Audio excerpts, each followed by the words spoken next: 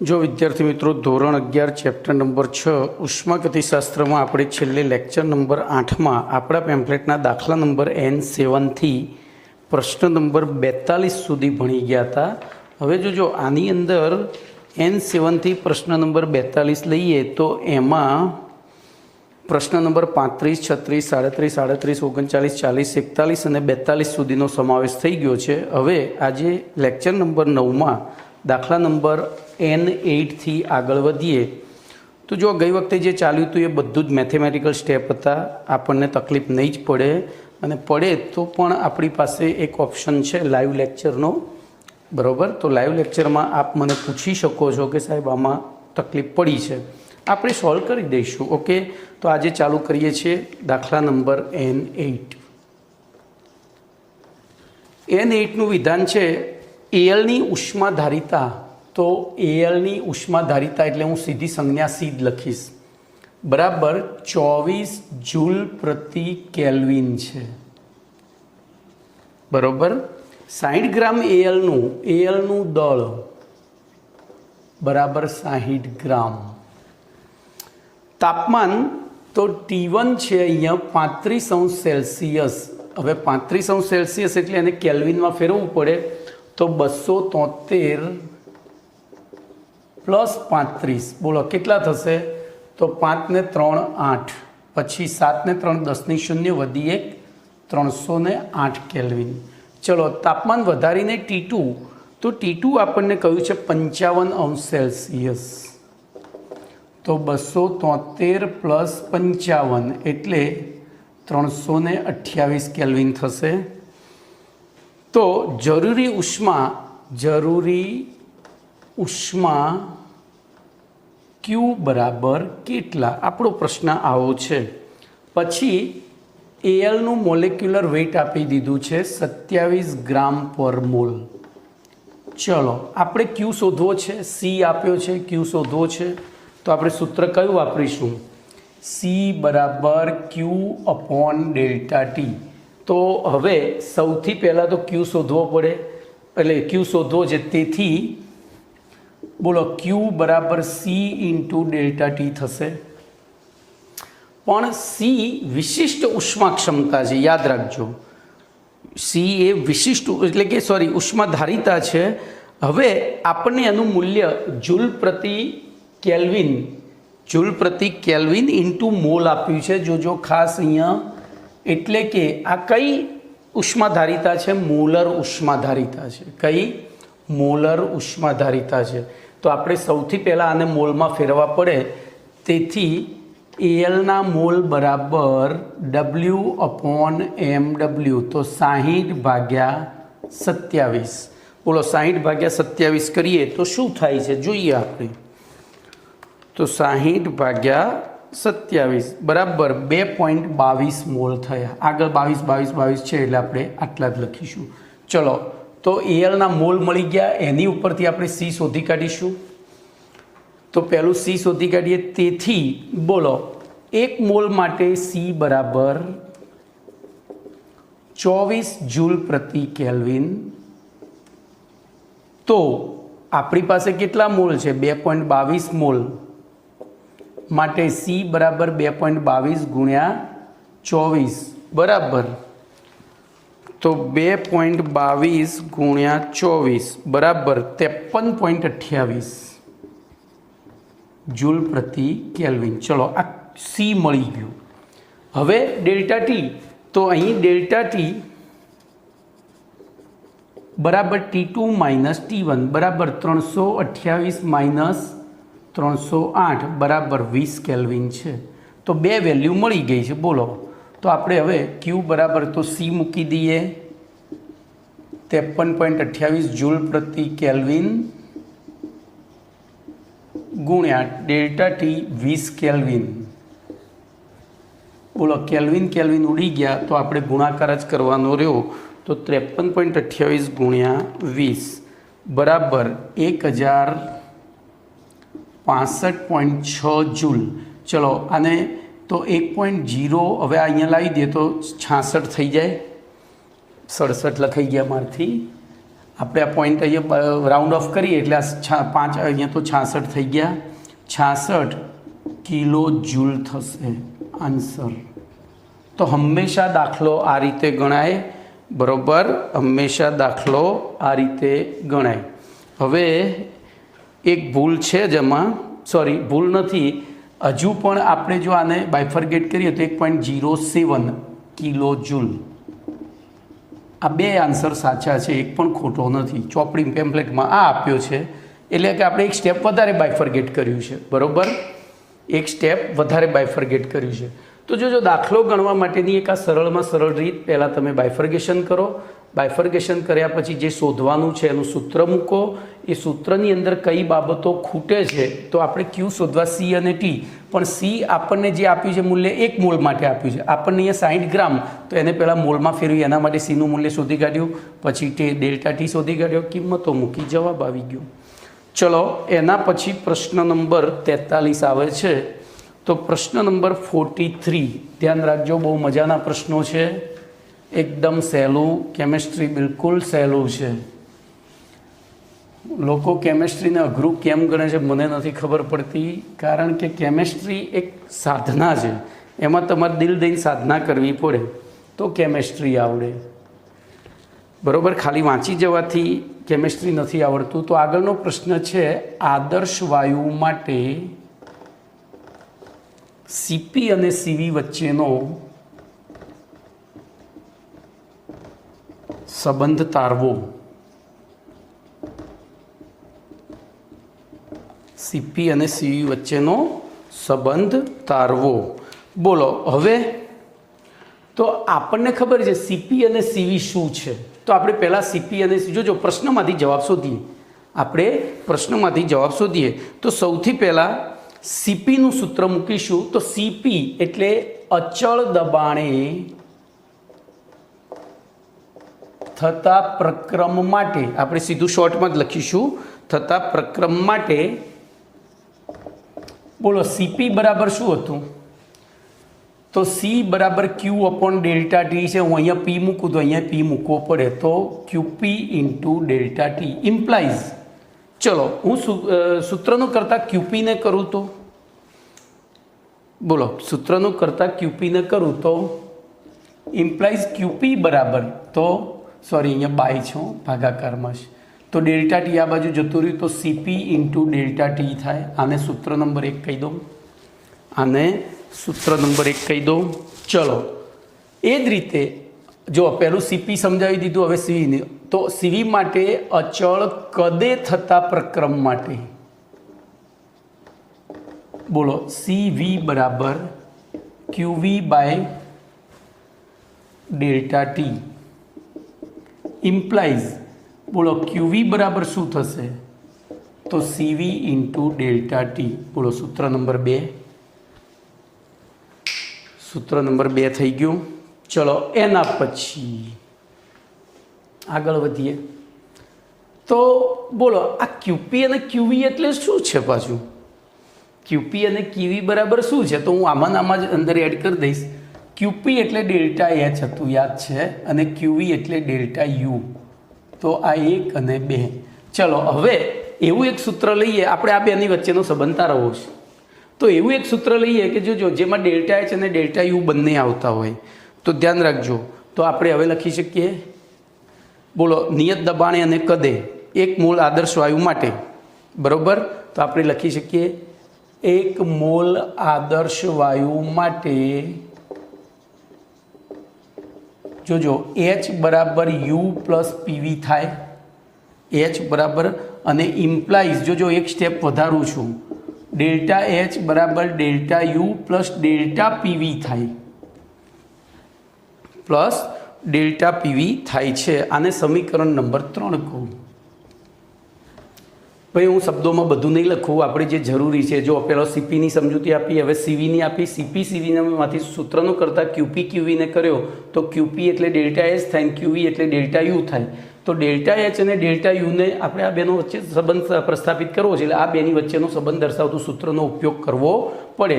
તો આદર્શ વાયુ માટે એચ બરાબર યુ પ્લસ પીવી છે, એટલે ડેલ્ટા એચ બરાબર delta you plus delta PV થાય. હવે ધ્યાન રાખજો, અહીં વાયુનો જથ્થો n બરાબર 1 મોલ છે. આથી આવાસ પ્રમાણે આદર્શ વાયુ સમીકરણ પ્રમાણે પીવી બરાબર એનઆરટીમાં n બરાબર 1 હોવાથી બોલો પીવી બરાબર આરટી થાય.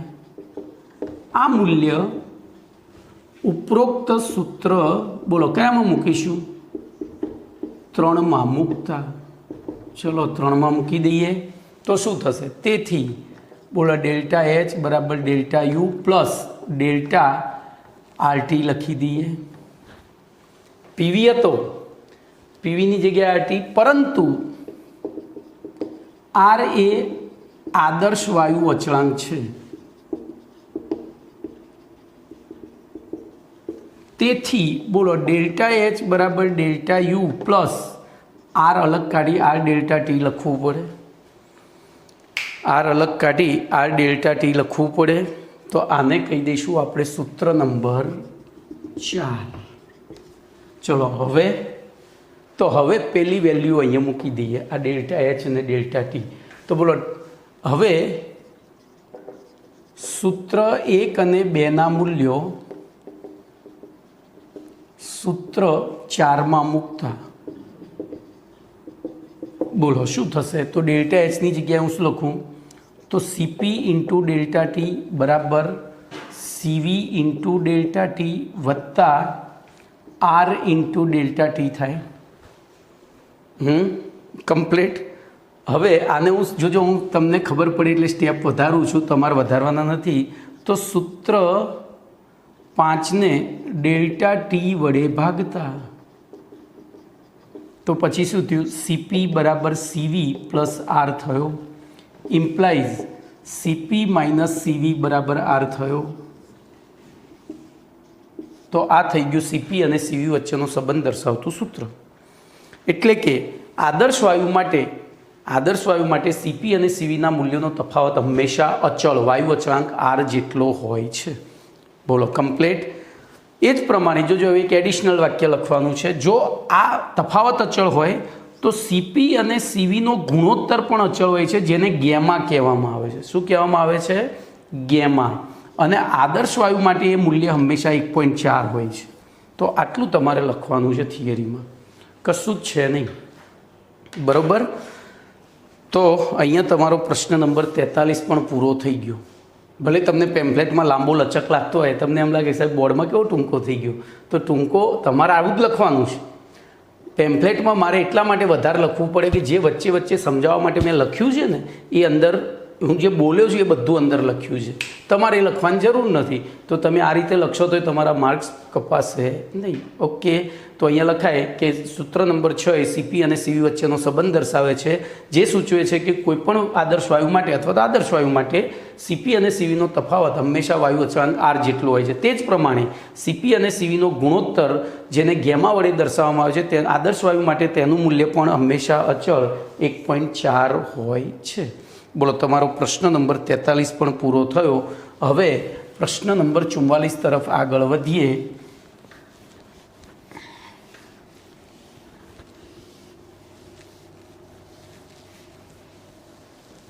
તો પ્રશ્ન નંબર 44 બરોબર. એનું વિધાન છે પ્રયોગશાળામાં પ્રણાલીની આંતરિક ઉર્જા ફેરફાર ડેલ્ટા યુનું માપન સમજાવો. પ્રયોગશાળામાં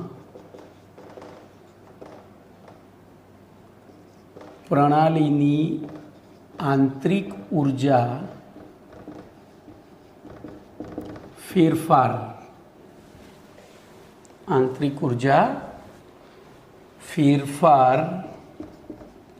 કૌંસમાં ડેલ્ટા યુનું માપન સમજાવો. આવો પ્રશ્ન છે. બોલો. તો પ્રશ્નમાં જ જવાબ છે. બોલો આંતરિક ઉર્જા ફેરફારનું માપન કરવું છે. હવે આપણને ખબર છે આંતરિક ઉર્જા ફેરફાર એટલે શું. તો સૌથી પહેલાં કોઈપણ પ્રશ્નનો જવાબ એકદમ તમારે ઈમાનદારીથી અને વધુમાં વધુ માર્ક મેળવવા માટે આપવો હોય તો પ્રશ્નમાં જેટલા શબ્દો આવે છે એનું અર્થઘટન મગજમાં વિચારી લેવાનું. એ શબ્દોના અર્થ વિચારી લેવાના. તમારો જવાબ ક્યારેય ખોટો નહીં પડે. તમારો જવાબ ક્યારેય ખોટો નહીં પડે અને પૂરેપૂરા માર્ક્સ આવશે. પછી MCQ હોય, થિયરિટિકલ હોય કે દાખલો હોય. તો જોજો, અહીંયા ધ્યાન રાખજો. સૌથી પહેલાં આપણે એની વ્યાખ્યા આપીશું. તો બોલો, આંતરિક ઉર્જા ફેરફાર મને ખબર છે, ડેલ્ટા યુ બરાબર QV. બસ આખો જવાબ આ એક જ શબ્દમાં આવી ગયો. તો અચળ કદે થતા પ્રક્રમો દરમિયાન થતા ઉષ્માના ફેરફારો ને આંતરિક ઉર્જા ફેરફાર ડેલ્ટા યુ કહે છે. બરોબર. આથી જો પ્રયોગશાળામાં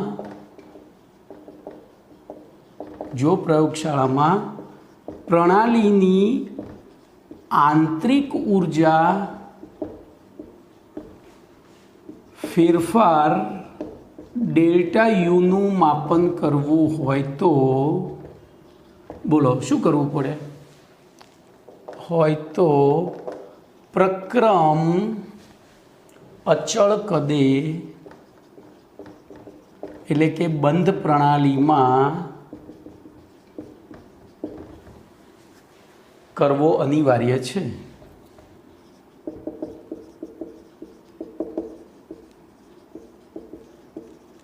આ માટે આપણે હવે નક્કી કરી દીધું કે અહીંયા જો ડેલ્ટા યુનું જ માપન કરવું હોય તો અચળ કદે પ્રક્રિયા કરવી પડે. અને અચળ કદે કરવી હોય તો એ બરાબર અચળ કદે જોજો, અહીંયા ધ્યાન રાખજો, અહીંયા મારે થોડું લખવું છે. જોઈએ, અચળ કદે એટલે કે બંધ પ્રણાલીમાં માત્ર ઉષ્મામાં ફેરફાર થાય તે રીતે, ઉષ્મામાં ફેરફાર થાય તે રીતે પ્રક્રમ કરવું અનિવાર્ય છે. અને આ માટે આકૃતિમાં દર્શાવ્યા પ્રમાણેના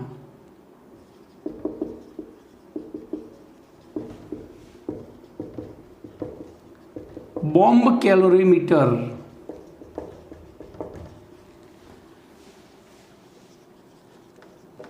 નો ઉપયોગ કરવામાં આવે છે.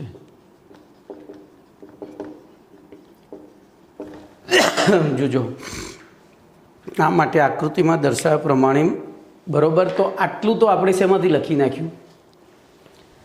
તમે લોકો જે 10મા ધોરણની પદ્ધતિથી ગોખો છો એમાં તમારા માર્ક્સ જાય છે. હું વારંવાર કહું છું, તમારી પદ્ધતિ બદલો, પ્રશ્નમાંથી જવાબ, પ્રશ્નની અંદર જે શબ્દો આપ્યા છે શબ્દોનું અર્થઘટન કરો. Now you are the student of science and science means વિજ્ઞાન. વિજ્ઞાન એટલે કે વિશિષ્ટ જ્ઞાન. વિશિષ્ટ જ્ઞાનમાં વિચારવું પડે. વિશિષ્ટ જ્ઞાન મેળવવા માટે વિચારવું પડે. તો આપણે અહીંયાથી વિચારીને જ જવાબ આપીશું. બોલો, પહેલો મુદ્દો મળી ગયો કે અચળ કદે થતાં આપણે આંતરિક ઉર્જા ફેરફાર માપવો છે. તો પહેલું આંતરિક ઉર્જા ફેરફાર એટલે શું કહ્યું? તો અચળ કદે થતા પ્રક્રમો દરમિયાન થતા ઉષ્માના ફેરફારોને આંતરિક ઉર્જા ફેરફાર ડેલ્ટા યુ કહે છે. આથી જો પ્રયોગશાળામાં પ્રણાલીની આંતરિક ઉર્જા ફેરફાર ડેલ્ટા યુનું માપન કરવું હોય તો પ્રક્રમ અચળ કદે એટલે કે અચળ કદે એટલે કદ અચળ ક્યારે રહે? તો બંધ પ્રણાલીમાં માત્ર ઉષ્માના ફેરફારો થાય તે રીતે પ્રક્રમ કરવું અનિવાર્ય છે. આ માટે આકૃતિમાં દર્શાવ્યા પ્રમાણે એક બોમ્બ કેલોરીમીટરનો ઉપયોગ કરવામાં આવે છે. તો જોજો, અહીંયા બોમ્બ કેલોરીમીટર તમારા પેમ્ફલેટમાં મેં દોરીને આપ્યું છે, તેમ છતાં હું અહીંયા ફરી દોરીશ. તો એક પહેલું ઉષ્મા અવાહક પાત્ર, ઉષ્મા અવાહક પાત્ર લેવાનું છે. બરોબર. એની અંદર બીજું એક પાત્ર જેને આપણે બોમ્બ કહીએ છીએ, આને બોમ્બ કહીએ છીએ, જે ઉષ્મા સુવાહક બંધ પાત્ર છે. એટલે બંધ પ્રણાલી થઈ ગઈ. હવે આની આજુબાજુ પાણી ભરી દેવામાં આવે છે. આ બધું પાણી હું અહીંયા આકૃતિમાં લખીશ નહીં, ખાલી આ પાણી ભરી દીધું. અહીંયા એક વલોણી મૂકવામાં આવે છે, સ્ટરર વલોણી. અને આની અંદર જોજો, જે પ્રયોગ કરવાનો છે બરાબર. તો હું પછી તમને ચોપડી પ્રમાણે કહું છું. બધું આ સ્ટીલનું ઉષ્મા સુવાહક પાત્ર, આ અવાહક પાત્ર. આની અંદર દાખલા તરીકે આપણે જે પ્રયોગ કરવાનો છે, ગઈકાલે મેં તમને કહ્યું હતું કે કળી ચૂનામાં પાણી નાખીએ તો એ ઉષ્મા શોષક પ્રક્રિયા છે.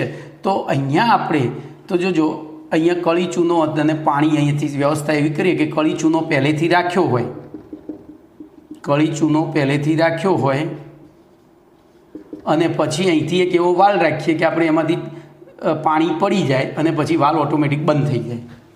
તો બોલો પ્રક્રિયા અંદર થશે. હવે પાત્ર બંધ છે એટલે પ્રણાલીનું કદ કેવું રહેશે? અચળ છે. પાત્ર બંધ છે એટલે પ્રણાલીનું કદ કેવું રહેશે? અચળ. અને એ દરમિયાન જે ઉષ્મા શોષાશે કે મુક્ત થશે? બોલો અહીંયા શું થશે? તો અંદર પ્રણાલી ગરમ થશે. એ ગરમ થશે એટલે આપણને ઉષ્મા બહાર, આ ઉષ્માવાહક પાત્ર છે એટલે અહીંયા થર્મોમીટર ગોઠવી દીધું હોય, બરાબર. તો અહીંયા તાપમાનનો ફેરફાર નોંધી શકીએ. તો હવે તમારા પેમ્ફલેટની આકૃતિ પ્રમાણે જઈએ. મેં તમને એક રેન્ડમ આકૃતિ સમજાવી છે. તો જોજો, એમાં હું લખું છું આકૃતિમાં દર્શાવ્યા પ્રમાણે બોમ્બ કેલોરીમીટર 2 ભાગમાં વહેંચાયેલું છે. તેનો બહારનો ભાગ ઉષ્મા અવાહક પાત્ર હોય છે, બહારનો ભાગ ઉષ્મા અવાહક પાત્ર હોય છે અને તે પર્યાવરણની સાથે ઉષ્માની આપલે કરતું નથી. અને અંદરના ભાગમાં સ્ટીલનું બનેલું ઉષ્મા સુવાહક પાત્ર છે જેને બોમ્બ કહેવામાં આવે છે. અને આ બોમ્બ અને બહારના ઉષ્મા અવાહક પાત્રની વચ્ચેના ભાગમાં શુદ્ધ પાણી ભરવામાં આવે છે, બરાબર. જેમાં સ્ટરર અને થર્મોમીટર ગોઠવેલા, સ્ટરર એટલે વલોણી અને થર્મોમીટર ગોઠવેલા હોય છે. અહીં બોમ્બને સીલ કરેલો હોય છે, એટલે કે બંધ કરેલો હોય છે. આથી પ્રક્રમ દરમિયાન પ્રણાલીનું કદ કેવું રહે છે? અચળ. હવે જોજો, મેં તમને કળી ચૂનાનું ઉદાહરણ આપ્યું હતું. અહીંયા ચોપડીમાં પણ લખ્યું છે કોઈપણ દહનશીલ પદાર્થને બોમ્બમાં રાખીને તેને શુદ્ધ ડાયઓક્સિજન વાયુ પૂરો પાડી તેનું સંપૂર્ણ દહન કરવામાં આવે. દાખલા તરીકે હું આની અંદર પેટ્રોલ ભરી દઉં, પેટ્રોલ દહનશીલ છે, પેટ્રોલ ભરી દઉં. અહીંથી એક પેલું શું કહેવાય, લાઇટર ગોઠવ્યું હોય, એ લાઇટરથી સ્પાર્ક કરી લાઇટર બહાર કાઢવું એટલે ઓટોમેટિક કાર્ય બંધ થઈ જાય, એવી સિસ્ટમ હોય. તો બોલો અંદર પેટ્રોલનું દહન, હવે ઓક્સિજને આપણે પૂરો પાડ્યો છે, એમ ઓક્સિજન પૂરેપૂરો છે, પેટ્રોલ છે. પછી લાઇટરથી તમારા પેમ્ફલેટની અંદર જે આકૃતિ આપી છે એમાં જોજો, ત્યાં લખેલું છે કંઈક જ્વલન છેડાઓ, એટલે એ લાઇટર જેવું કામ કરેલું છે. તો એને વળી સળગાવીએ તો અંદર પેટ્રોલ સળગશે. બોલો, પેટ્રોલની સળગવાની પ્રક્રિયા ઉષ્મા ક્ષેપક પ્રક્રિયા છે. તેથી શું થશે? તો ઉષ્મા મુક્ત થાય છે. અહીં બોમ્બ બંધ પ્રણાલી હોવાથી પ્રક્રમ દરમિયાન પ્રણાલીનું કદ બદલાતું નથી. માત્ર બોલો શું થાય છે? એટલે કે પ્રક્રમ દરમિયાન યાંત્રિક કાર્ય થતું નથી, માત્ર ઉષ્મા મુક્ત થાય છે. અને બોમ્બમાં સંપર્કમાં રહેલા, હવે આ ગરમ થાય, ઉષ્મા મુક્ત થાય એટલે આ ગરમ થાય, તો એના સંપર્કમાં, હવે જો પાત્ર ઉષ્મા સુવાહક છે એટલે એના સંપર્કમાં રહેલું પાણી પણ ગરમ થશે. અને એ પાણીના તાપમાનમાં થતા ફેરફારના આધારે આપણે અહીંયા મુક્ત થતી ઉષ્મા એટલે કે મોલર ઉષ્મા ક્ષમતા શોધી શકીએ. મોલર ઉષ્મા ક્ષમતા આપણે ભણી ગયા છીએ ઓલરેડી. C બરાબર Q/T. તો અહીંયા પ્રણાલી દ્વારા શોષાતી કે મુક્ત થતી ઉષ્મા, અહીંયા શોષાતી લઈશું કારણ કે તાપમાન વધે છે. તો છેદમાં પ્રણાલીના તાપમાનમાં થતો ફેરફાર ગુણ્યા પ્રણાલીની મોલ સંખ્યા, એ સૂત્રનો ઉપયોગ કરી અને આપણે આની શું શોધી કાઢીશું? બોલો શું શોધીશું? તો CP બરાબર QP અચળ કદે, QV હોય, ડેલ્ટા ટી આ આપણે જાણીએ છીએ. તાપમાનનો ફેરફાર આપણને ખબર છે, તો QV બરાબર તો શું છે? Delta U. મળી ગયું? ખબર પડી? તો આ રીતે ફરીથી જોજો છેલ્લે મુદ્દો. તો આથી અચળ કદે ઉષ્મા, મોલર ઉષ્મા ક્ષમતાના સૂત્રનો ઉપયોગ કરી પાણી દ્વારા શોષાતી ઉષ્માનું મૂલ્ય નક્કી કરવામાં આવે છે. એટલે પાણી દ્વારા આ QV નક્કી કરવામાં આવે. પાણીની ઉષ્મા ક્ષમતા આપણને ખબર છે, ડેલ્ટા ટી ખબર છે, બરાબર. તો એના ઉપરથી આપણે બોલો, આ બે ખબર હોય, આવ્યું તો આ જે મૂલ્ય થયું એ કોના જેટલું થયું? તો અહીં તે ઉપરથી દહનશીલ પદાર્થની દહન પ્રક્રિયા દરમિયાન તથા આંતરિક ઉર્જા ફેરફાર ડેલ્ટા યુનું મૂલ્ય માપી શકાય. કમ્પ્લેટ. તો અહીંયા આપણે આ મૂલ્ય માપ્યું, ડેલ્ટા ટી નોંધ્યો, CP આપણે જાણતા હતા, એના ઉપરથી QV મળી ગયો. પાણીનો CV જાણતા હતા, તાપમાનનો ફેરફાર નોંધ્યો, એની ઉપરથી QV મળ્યો. પણ QV બરાબર તો શું છે? Delta U. તો બોલો, આ દહન પ્રક્રિયા દરમિયાન થતો આંતરિક ઉર્જા ફેરફાર નોંધાઈ ગયો. તો આ થઈ પ્રયોગશાળામાં આંતરિક ઉર્જા ફેરફાર નક્કી કરવાની રીત. હવે એના પછીનો સેમ પ્રશ્ન છે 45મો, તમે મને શીખવાડશો. હવે પ્રયોગશાળામાં એન્થાલ્પી ફેરફાર પ્રણાલીની એન્થાલ્પી ફેરફાર ડેલ્ટા એચનું માપન સમજાવો. બોલો શું કરીશું? આ થિયરી બોર્ડ ઉપર લખેલી જ છે, થોડું ફેરફાર કરવાનો છે. તો ડેલ્ટા એચ હોય ત્યારે આપણને ખબર છે, બોલો અહીંયા શું આવે? તો ડેલ્ટા એચ હોય ત્યારે ક્યુપી આવે. તો અહીંયા અચળ દબાણે થઈ જાય. બોલો, અચળ દબાણે થતા પ્રક્રમ દરમિયાન થતા ઉષ્માના ફેરફારને એન્થાલ્પી ફેરફાર કહે છે. બોલો, કમ્પ્લેટ ડેલ્ટા એચ કહે છે. જો એક પ્રશ્ન તૈયાર કરીએ ને 2 આવડે એવું છે. આથી જો પ્રયોગશાળામાં પ્રણાલીની એન્થાલ્પી ફેરફારનું માપન કરવું હોય તો પ્રક્રમ અચળ દબાણે. હવે જો દબાણ અચળ હોય ત્યારે ખુલ્લી પ્રણાલી રાખવી પડે. કેવી? જો અહીંયા જ તમને આખી થિયરી આવડી જાય. માત્ર ઉષ્માના ફેરફાર થાય તે રીતે પ્રક્રમ કરવું અનિવાર્ય છે. બરાબર? આ માટે આકૃતિમાં દર્શાવ્યા પ્રમાણે ત્યાં બોમ્બ કાઢી નાખવાનો. કેલરીમીટરનો ઉપયોગ કરવામાં આવે છે. ત્યાં કેલોરીમીટરનો ઉપયોગ કરવામાં આવે છે. તો એમાં આખી થિયરી એની એ છે. પણ જોજો, દબાણ અચળ રાખવાનું છે. દબાણ અચળ ક્યારે રહે? બોલો, તો પાત્ર ખુલ્લું હોય તો આપણે બે પાત્રો ખુલ્લા રાખવાના છે. હું તમને આના જ આકૃતિમાં બધું કરી નાખું. આમ નામ પતી ગયું. 2 પાત્રો ખુલ્લા રાખવાના. કમ્પ્લેટ. તો જો એમાં આકૃતિમાં થર્મોકોલનો આપણો જે લગ્ન પ્રસંગમાં પેલો સૂપનો કપ હોય ને એવા કપનો ઉપયોગ કર્યો છે. અને એમાં નીચે ક્રોસ સેક્શન તમને, તો ધ્યાન રાખજો, આકૃતિમાં દર્શાવ્યા પ્રમાણે કેલરીમીટર ઉષ્મા આવાહક ખુલ્લું પાત્ર છે. એટલે આપણે આ બહારની જરૂર જ નથી. હવે સીધું ઉષ્મા આવાહક ખુલ્લું પાત્રમાં જ પ્રયોગ કરવાનો છે. આથી તે પર્યાવરણ સાથે ઉષ્માની આપ-લે કરે છે અને તેમાં થર્મોમીટર ગોઠવેલું હોય છે.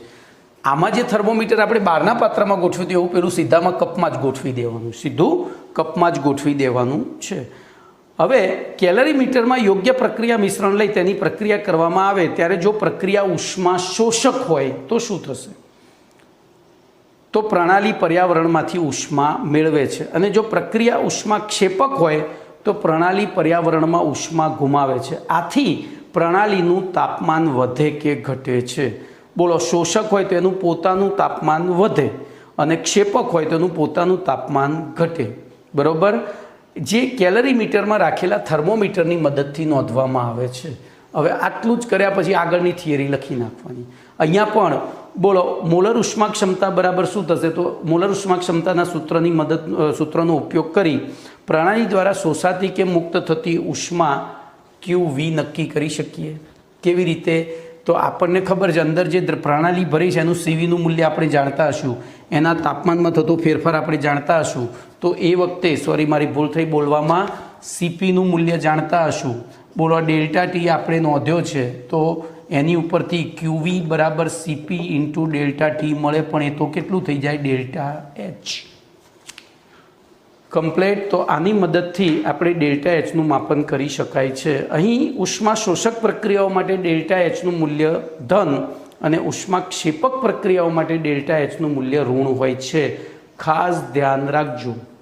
શોષક માટે ધન. બોલો, ધન કેમ હશે શોષક માટે? શોષક માટે ધન કેમ હશે? તો T1 કરતાં T2 તાપમાન ઊંચું હશે.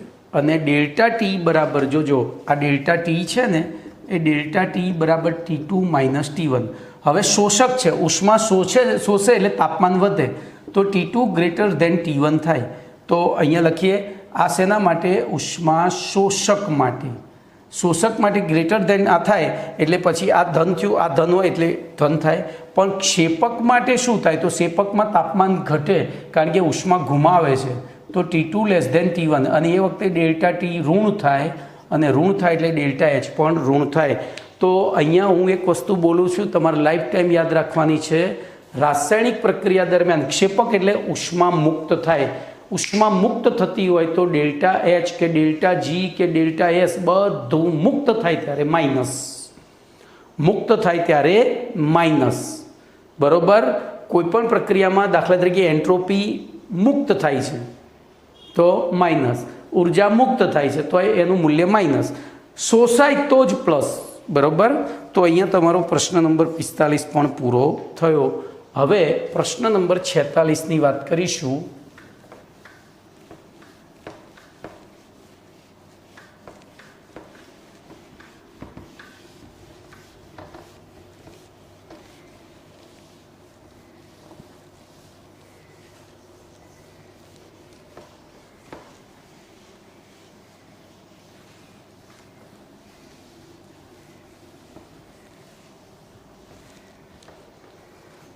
તો પ્રશ્ન નંબર 46 જોઈએ.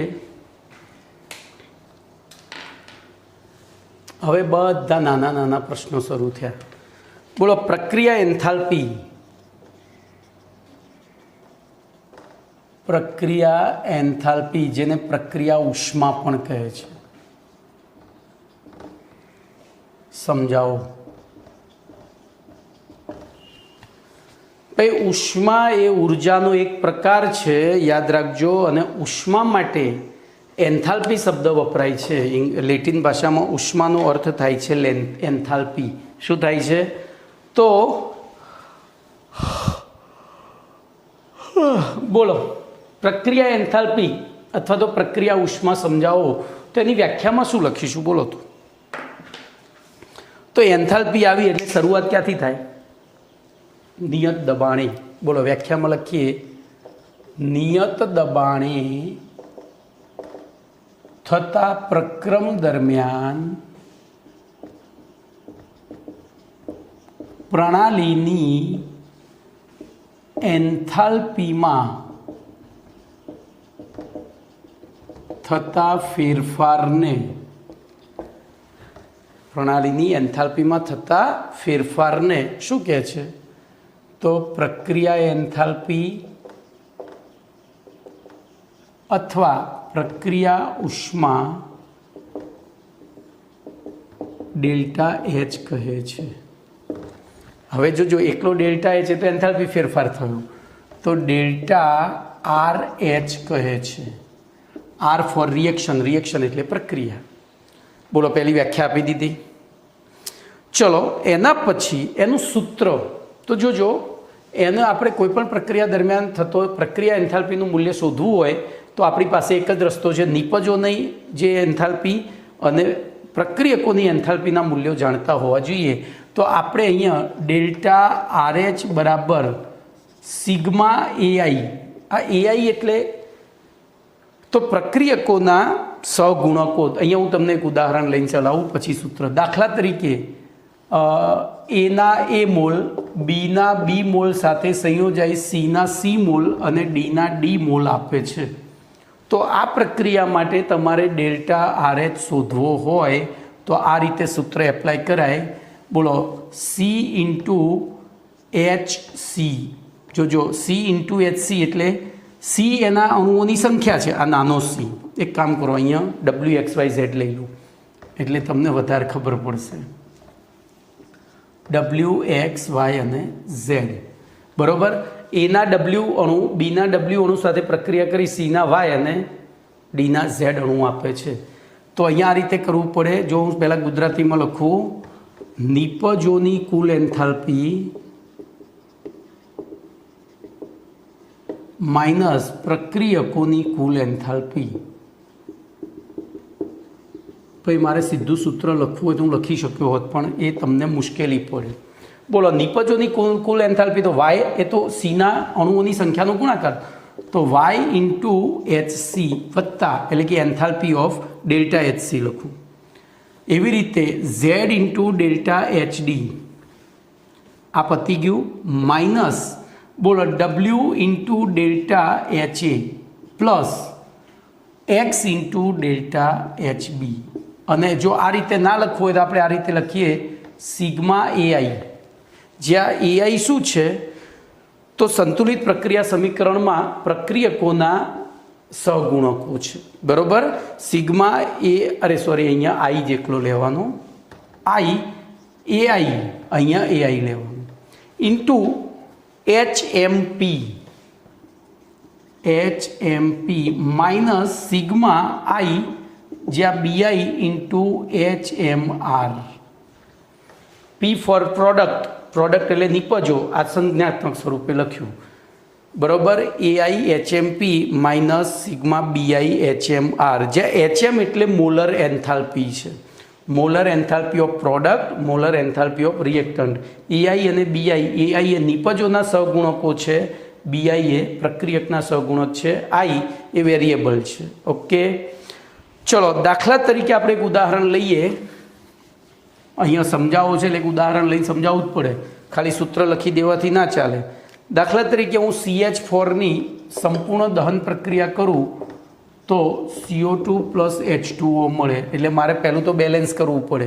બોલો C1 H4, તો અહીંયા બગડો મૂક્યો H4 કરવા. હવે તો C થઈ ગયા, H થઈ ગયા, O કેટલા છે તો 2 ને 2 4, તો અહીંયા બગડો મૂકવો પડ્યો. તો આના માટે ડેલ્ટા RH બરાબર શું થશે બોલો, તો HMCO2 વત્તા 2HMH2O, આ બે નિપજો થઈ, માઇનસ પછી HMCH4 વત્તા 2 ઇન્ટુ HMO2, 2 ઇન્ટુ HMO2 થાય. બોલો કમ્પ્લીટ. તો આ રીતે તમારે ગણવાનું છે. તો અહીંયા પ્રશ્ન નંબર 46 પણ પૂરો થઈ ગયો. હવે પ્રશ્ન નંબર 47, જોજો બધા ટૂંકા પ્રશ્નો છે ભાઈ, બધા એસક્યુ છે. આ પાઠમાં મેં એસક્યુ જુદા નથી પાડ્યા એટલે. તો પ્રશ્ન નંબર 47માં જઈએ.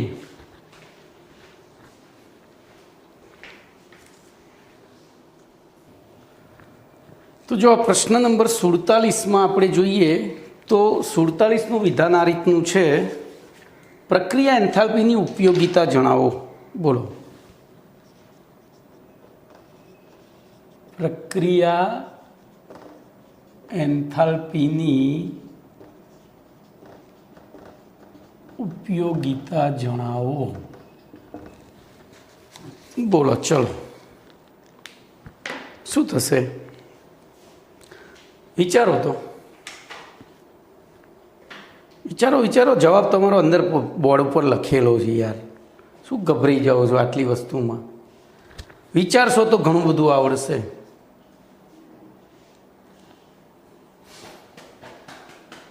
તો ધ્યાન અહીંયા રાખજો. સૌથી પહેલો એનો ઉપયોગ તો ઉદ્યોગોમાં પ્રક્રિયા એન્થાલ્પીના મૂલ્યોના આધારે જે તે પ્રક્રિયા માટે યોગ્ય તાપમાન પસંદ કરી. ધ્યાન રાખજો. તો ઉદ્યોગોમાં વિવિધ પ્રક્રિયાઓ માટે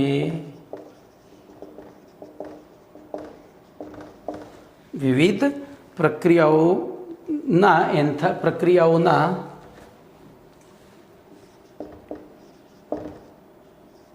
પ્રક્રિયા એન્થાલ્પી, વિવિધ પ્રક્રિયાઓની પ્રક્રિયા એન્થાલ્પી, સારું જોડણીમાં લોચા વાગે છે. પ્રક્રિયા એન્થાલ્પીના મૂલ્યોના આધારે બોલો યોગ્ય તાપમાન પસંદ કરી, યોગ્ય તાપમાન નક્કી કરી, તે તાપમાને પ્રક્રિયા કરવાથી પ્રક્રિયાને ઝડપી કે ધીમી બનાવી શકાય છે. આધારે યોગ્ય તાપમાન પસંદ કરી જે તે પ્રક્રિયાને ઝડપી કે ધીમી કરી શકાય છે. કમ્પ્લીટ. બોલો કેવી રીતે, કોઈ કહેશે મને? તો તમે 7મા પાઠમાં ભણશો આ વસ્તુ. અત્યારે 6ઠ્ઠો પાઠ ચાલે છે, સંતુલનમાં આ વસ્તુ ભણવાની છે. ચલો બીજો ઉપયોગ શું? તો બીજો ઉપયોગ એ તમે 7મા પાઠમાં જ ભણવાના છો. તો પ્રક્રિયા એન્થાલ્પી અને પ્રક્રિયાના તાપમાનની મદદથી પ્રક્રિયા એન્થાલ્પી અને પ્રક્રિયાના તાપમાનના મદદથી પ્રક્રિયાનો સંતુલન અચળાંક ગણી શકાય છે. તો બોલો, મેં કહ્યું તો આના પછીના 7મા પાઠમાં તમારે ભણવાનું છે આ બધું. તો હાલ પૂરતું આને યાદ રાખો. 7મો પાઠ જ્યારે તમે ભણશો એટલે રેડીલી તમને આવડી જશે. ઓકે, એકદમ કમ્પ્લીટલી આવડી જશે. જોજો એના પછી પ્રશ્ન નંબર 48નું વિધાન મેં બોર્ડ ઉપર ઓલરેડી લખી દીધું છે. પદાર્થની પ્રમાણિત એન્થાલ્પીની વ્યાખ્યા આપી એની સમજૂતી આપો. તો આપણે પ્રમાણિત શબ્દ આવે એટલે આપણને ચોથો પાઠ યાદ આવવો જોઈએ. દ્રવ્ય અવસ્થા, વાયુ અને પ્રવાહી. 5મો પાઠ થશે. તો એ પ્રમાણે જોવા જઈએ તો બોલો, 298 કેલ્વિન તાપમાને અને 1 બાર દબાણે આ જે અવસ્થા છે એને આપણે પ્રમાણિત અવસ્થા કહીએ છીએ. બરાબર? 298 કેલ્વિન તાપમાન અને 1 બાર દબાણની સ્થિતિ હોય તો એને પ્રમાણિત અવસ્થા કહી છે. તો 298 કેલ્વિન તાપમાને 1 બાર દબાણે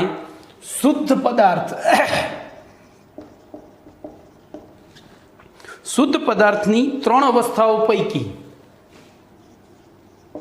3 અવસ્થાઓ અનુક્રમે ઘન, પ્રવાહી અને વાયુ પૈકી જે અવસ્થા સૌથી વધુ સ્થાયી હોય તે અવસ્થાને પદાર્થની પ્રમાણિત અવસ્થા કહે છે. બોલો, કમ્પ્લીટ? ને ભાઈ આની વ્યાખ્યા શા માટે આપી? બોલો, ને આની વ્યાખ્યા શા માટે આપી? તો મારે પ્રમાણિત એન્થાલ્પીની વ્યાખ્યા આપવી છે એટલે પહેલાં મારે પ્રમાણિત અવસ્થાની વ્યાખ્યા આપવી પડે. બરાબર? દાખલા તરીકે હવે જો આપણે સમજાવી દઈએ, CU, AG, H, પછી Fe, Zn વગેરે જેવા ધાતુ તત્વોની પ્રમાણિત અવસ્થા ઘન છે. પછી H2O, Hg, પછી બીજું શું લઈશું? બોલો, બીજું પ્રવાહી શું છે? નોર્મલ ટેમ્પરેચર ઇથેનોલ, C2H5OH વગેરે જેવા સંયોજનોની પ્રમાણિત અવસ્થા પ્રવાહી છે. એવી રીતે O2, નટ્ટુ, ફટ્ટુ વગેરે જેવા સંયોજનોની તત્વોની પ્રમાણિત અવસ્થા વાયુ છે. બરોબર? હવે એકથી વધુ અપર રૂપ ધરાવતા તત્વ કે સંયોજનો માટે જે અપર રૂપ વધારે સ્થાયી હોય, જે અપર રૂપ સૌથી વધુ સ્થાયી હોય, વધારે નહીં, સૌથી વધુ સ્થાયી હોય,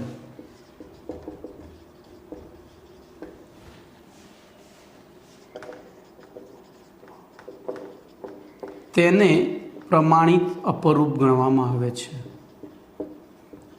ભાઈ આ બધું યાદ રાખજો, દાખલાઓમાં બહુ જ કામમાં આવશે. દાખલા તરીકે કાર્બનના વિવિધ અપરૂપો પૈકી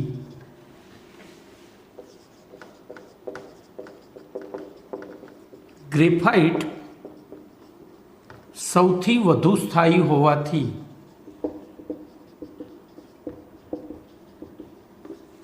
બોલો તેને કાર્બનનું પ્રમાણિત રૂપ અથવા તો પ્રમાણિત અવસ્થા ગણવામાં આવી છે.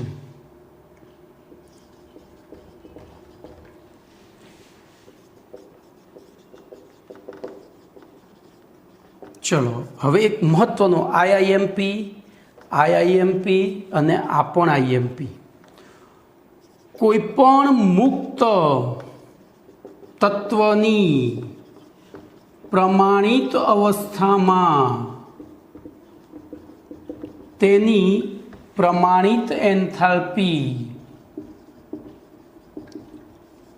શૂન્ય ગણવામાં આવી છે.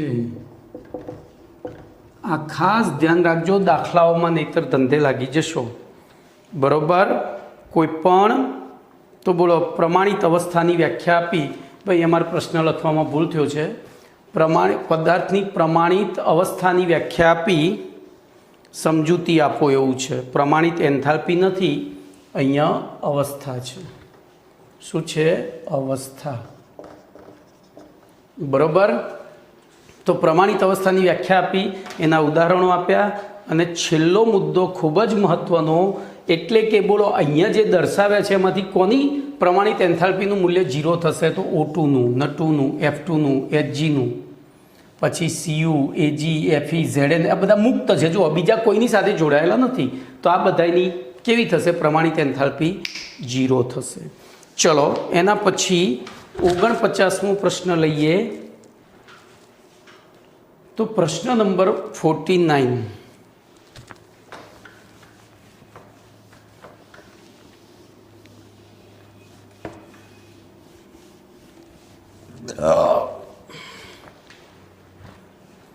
પ્રશ્ન નંબર 49.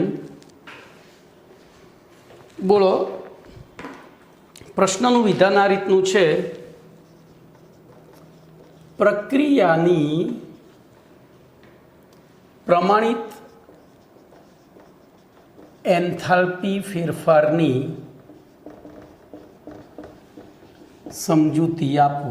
બોલો, આપણે આ પ્રશ્ન ભણી ગયા. આગળના 2 પ્રશ્નોમાંથી જવાબ મેળવવાનો છે. બોલો, હું આમાંથી પ્રમાણિત શબ્દ કાઢી નાખું તો કયા નંબરનો પ્રશ્ન થાય?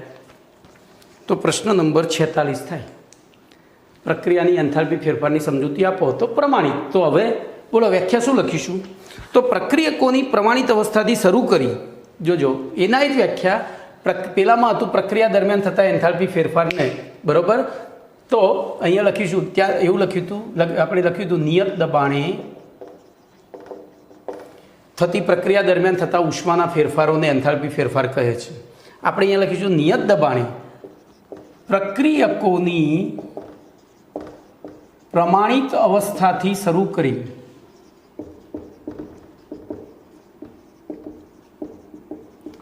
નિપજોની પ્રમાણિત અવસ્થા સુધી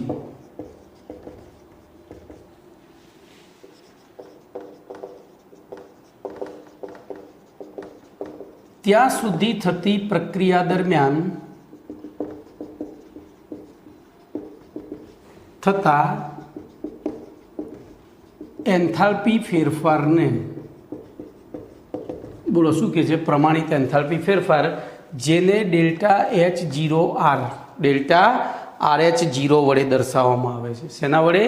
અને પછી સૂત્ર એનું એક થશે. બોલો, ΔRH0 બરાબર સિગ્મા આઈ AI ઇન્ટુ HM0M, અહીંયા પ્રોડક્ટ આવશે, માઇનસ સિગ્મા આઈ BI HM0P R. બોલો કમ્પ્લેટ. તો એના એક સૂત્ર, ખાલી એક શબ્દનો ફેરફાર કરવાનો છે. બાકી બધું એના એ, જ્યાં AI એટલે નિપજોના પેલા એ છે, અને BI એ પ્રક્રિયકોના તત્વયોગનીતીય સહગુણકો છે. બોલો, તો અહીંયા પ્રશ્ન નંબર 49 પૂરો થઈ ગયો. આપણે આટલે સુધી રાખીએ છીએ, બીજું નેક્સ્ટ ટાઈમ. ઓકે.